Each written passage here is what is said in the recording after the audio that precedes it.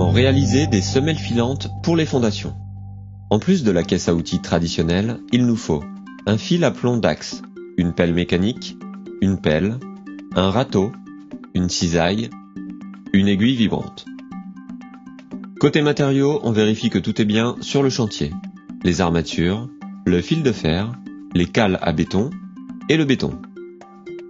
Pour votre sécurité, n'oubliez pas les gants, le casque, les lunettes, les protections auditives et les chaussures de sécurité.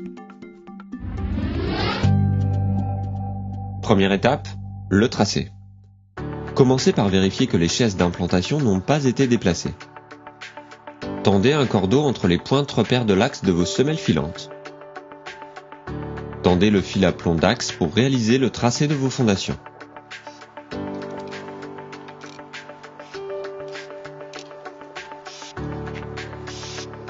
À présent, vous avez l'emplacement de votre semelle. Deuxième étape, réalisez la fouille. Commencez par creuser. Faites de même sur toute la longueur.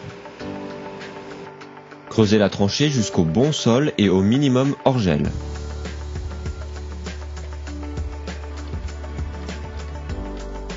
Attention, veillez à ne pas déplacer les chaises. Nettoyez bien votre fond de fouille et retirez toute la terre meuble. Afin d'avoir un fond de fouille propre, coulez un béton de propreté sur un minimum de 4 cm. Troisième étape, positionnez les armatures. Tracez maintenant votre mur à la règle ou au fil à plomb d'axe. Positionnez les armatures de semelle sur le béton de propreté. Utilisez des cales afin que l'armature métallique horizontale ne soit pas au contact avec le béton.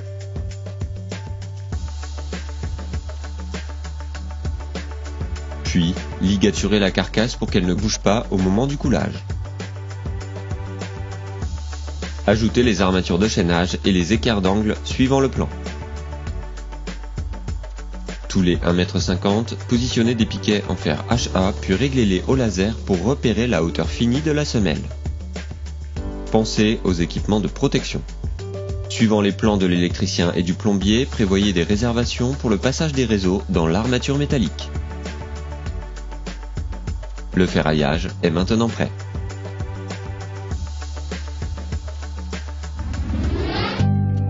Quatrième étape, coulez la semelle. Préparez ou faites livrer un béton conforme aux prescriptions de l'étude béton. Le béton est coulé directement dans la fouille.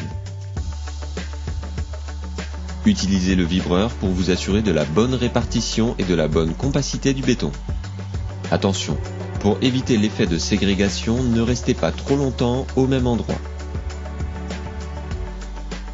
Une fois coulé à la bonne hauteur, égalisez votre semelle.